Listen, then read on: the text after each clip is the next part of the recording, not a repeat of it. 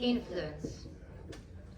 Who here has ever wanted to influence something or someone? Raise your hands. Yeah, great. Otherwise I'd be worried I'm in the wrong room. We want to influence some things. We want to have certain control over what happens with us and around us. And this starts from childhood. Think about it, how we were trying to influence as children. Maybe we were breaking down in tears in front of our parents to show that that toy was really a life or death situation. Or maybe we would start throwing sand at other children on the playground if they disagreed with us that the game we wanted to play was really the best. Well, we grew up. Some of us, anyway.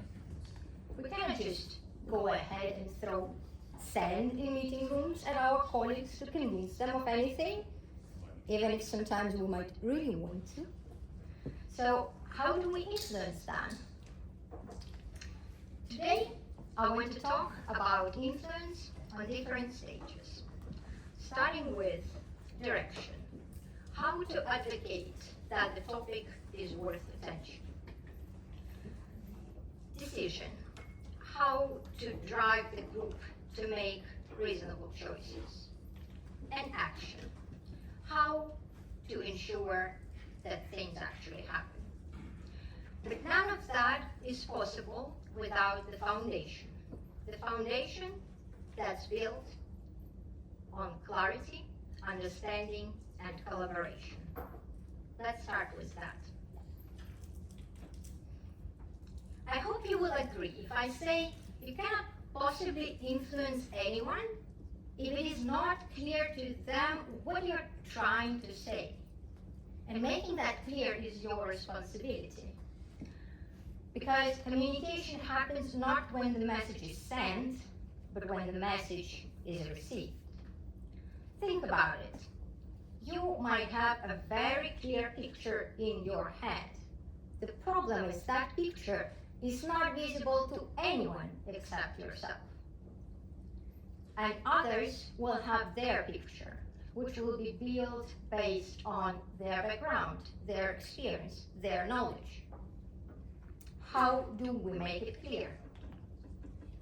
Clear communication is simple, structured, and concise. To make your communication simple, use easy words. You're probably familiar that we work in international environments. Many of us are non-native speakers. The easier the words you use, the simpler it is to understand you. Use common terms, because if you go to use abbreviations or jargon, it's going to be harder to understand. And sometimes analogies really help to translate complex concepts into more simple ones. Structure your message.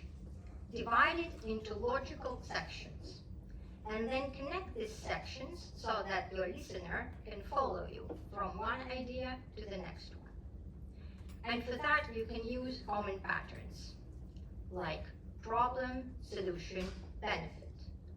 Why, what, how, and so on. There are multiple existing ones that you can look up on the internet. And finally, to be concise, well, obviously, if you use fewer words, you will be more concise. Reduce the ones that don't carry the load. Don't repeat yourself. Some people try to make a point and they repeat themselves, while in fact that actually weakens your message and make you appear less confident. And don't go too deep or provide too many details, because you risk overwhelming your listener.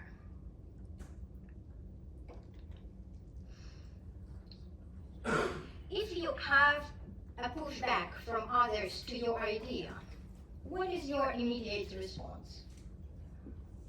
For many of us, it's natural we become defensive. And what we try to do, we try to explain harder, because that's going to obviously help. Well, instead of that, I want to challenge you to do something else. try to understand why the other person is pushing back. Ask them, what are they worried about? What is important to them? And what they see that you might not. It doesn't mean that you have to give up your idea, but understanding them will help you see how to move forward from this situation. Who doesn't like to win the argument, right? We were talking about the gambler's rush and the dopamine that we get. It feels good. But we live and work in interdependent world where great results are rarely achieved in isolation. We have to work with others. If you have to go into a discussion, shift your mindset from wanting to win an argument to wanting to contribute to a better outcome. Because this will make discussion more constructive and lead to better results. And it will also make it less stressful for yourself and everybody else included. Now, when we have built the foundation, let's talk about influence on different stages. When I think about how change happens in real life, I imagine something like this. Probably development background gives itself away with the diagram, but we have to start with the problem. If we cannot agree with the group of people that this is the problem we all find important enough and it's worth solving, we're not going anywhere. When we agreed that the problem is worth solving, there are still multiple ways how we can solve it. And if we cannot agree on which one we pick, we also won't move forward. And if we agreed on the solution, we still have to actually do something, because if the action is not taken, then nothing happens again. The good news is that influence is possible on every stage. You can influence the direction. You can highlight the problem and convince others that it's worth solving. You can influence what decision is being made by driving towards making a better choice. And you can influence action by creating commitment to actually make things happen. Now, let's talk about these one by one, starting with the direction. Raise your hands if you ever wanted others to agree with your idea.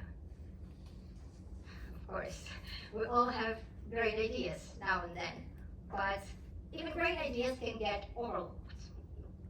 An influence objective on this stage is to convince others that this idea or this topic is really worth it and deserves attention.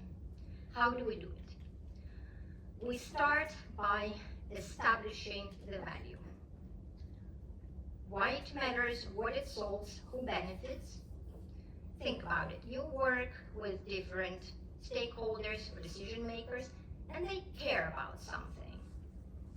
The better you can show how your idea contributes to what they care about, the easier it will be to convince them. You probably know it's easy to convince your product manager to prioritize a feature that drives revenue, and harder to prioritize pipeline improvements. But if you phrase those from perspective of saving development time, and then saying that, yeah, that development time can be used to build more features and do it faster, that reframing can lead to different results. Build the case. That's the neocortex, I suppose, part. You can be a very inspiring and passionate speaker, but when we're talking about making an investment, and here you really are asking for some sort of investment, facts will speak louder than feelings. Gather data, gather information to build your arguments. If you have 3 strong arguments and 2 weaker arguments, throw the weak ones away. It seems counterintuitive, but weaker arguments will only make the overall case weaker. Be specific. Use very concrete terms. For example, you can say, Yeah, pipelines are broken, we have to fix them. Now that sounds a bit like a complaint. If you say we waste 20 to 25 hours of development time per week across 30 developers because our pipelines are suboptimal, that sounds more like an argument you can use. And anticipate questions, because you can put yourself in shoes of people you will speak with and think in advance what kind of questions they might ask or how they might challenge you, and prepare for that in advance to address that. Talking about preparing the audience. If you want to bring your idea to the group to make a decision, before you do that, talk to every individual on that group one-on-one. It will give you two things. First, you will get to validate your idea before you put too much effort in preparation. You can test the waters, see, are they excited about it? Great, maybe that's going to be easy win. Are they asking a lot of questions? Are they concerned? Perhaps you will have to do a bit better homework to prepare a more solid case. And in some cases, you might just realize that it's not worth pursuing. And at that point, it will also be a win because you have saved yourself and everybody else time and effort. And second, you can get their buy-in because you have their undivided attention. It's easier to convince them one-on-one. They won't be biased by others in the room, and you can explain things back to them. So you can bring them on board early and get their support when it matters. In fact, many critical decisions are made even before they reach the meeting room. Let's talk about making decisions. Raise your hands if you've ever been to the meeting where solutions are being discussed over and over, yet the choice is not made.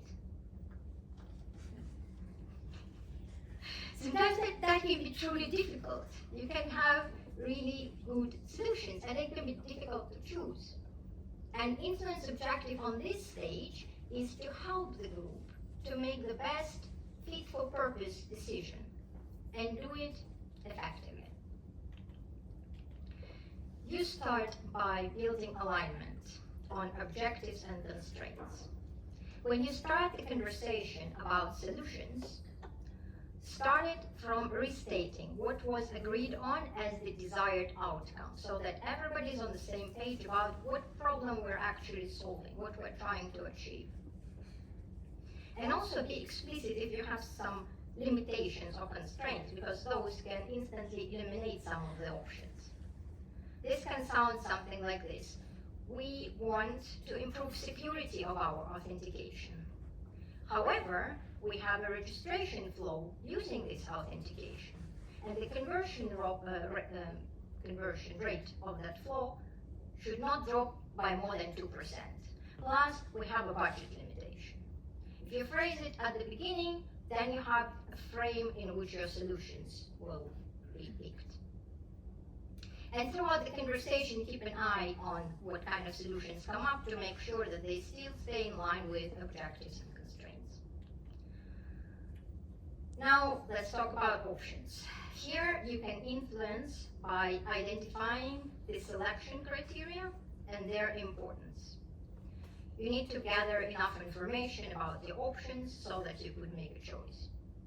I often see options presented like this, and it's good. You have pros and cons. You can derive some outcomes from this. I suggest making criteria explicit, because in this way you can clearly see how each option satisfies the criteria you care about.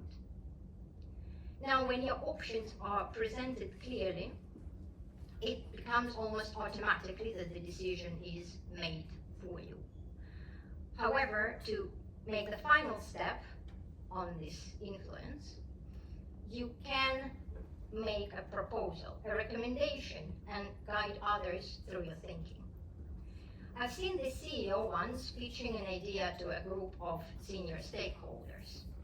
He presented 3 options, and the way he framed them, it made it look like one option was seriously better than all others.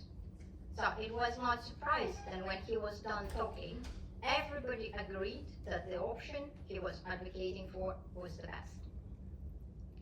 When you provide recommendation, keep in mind that you might want to think about some compromises. In some cases, you might not want to choose either of the options. Maybe they're all too good or too bad, in which case your ideal solution will look like a hybrid combination of multiple. Or you might want to go for some option, but for some reason it's not attainable at this specific moment. So you can decide to start from one and iteratively build towards the one you really want. And finally, action. Who here has been to a meeting where everybody agreed, but nothing happened? Raise your hands. Great. That's right. It's like universal pain, you know, I feel like belonging part of it. So on this stage, obviously, the influence objective is to make sure that something does happen, to create the commitment and the momentum in the group that things get done. How do we do that? We start with accountability. Imagine you are in a meeting and it finishes with something like this. We have now agreed that vulnerabilities that were raised by the security scanner will be addressed in all development teams. Now you leave the meeting. Do you think, great, that's going to be done? Or do you smile a little bit sarcastically and be like, I wonder who's going to be working on that? I think a little bit more the second. I personally feel very awkward if I have to leave the meeting like this. And here is an influencing opportunity. You can take initiative and clarify what exactly has to happen, who should be the one doing it, and by when it has to be done. And by who, I don't mean the collective, we, us, them. It's a specific person or a couple of people. If you have an authority to assign work to people, I would recommend to not rush doing so. It's better to let people step up and take this responsibility because it creates a sense of stronger ownership and accountability. Same counts for the time frame. People who will do the work are the best to tell what is going to be realistic. Then, transparency. Sometimes we can have a great meeting, everybody agreed, we have some decisions. The problem is that 2-3 weeks later, nobody remembered what it actually was about. And there is good middle ground between that or making everybody sign agreements with blood. It's transparency. It's creating certain artifacts for transparency that can help you refer to it, serve as historical reference, and also help with accountability. It's pretty simple. It's basically documenting your decisions, agreements, action points, who they're assigned to, and creating certain visual way to represent the progress and the completion of initiatives. And finally, following up. To keep the momentum going, it's good to now and then check in to see whether everybody still remembers what they've been doing. Agree with the group how you want to follow up. In case of smaller initiatives or shorter time frames, it can be just checking in at the end to just verify that everything has been completed. In case of bigger initiatives, they maybe need to be split up and you want to follow up after each milestone, or perhaps you want to have a regular cadence where you check in and see are things progressing well or not.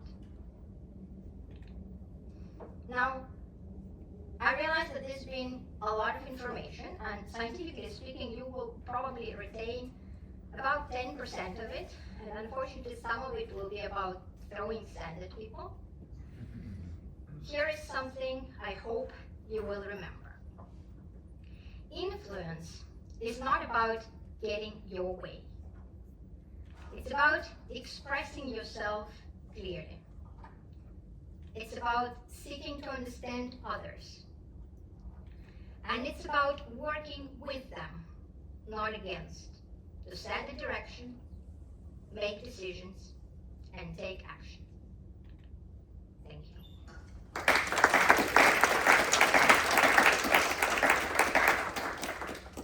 I'm happy to answer questions or continue this conversation during networking or online. Don't hesitate to connect. Thank you.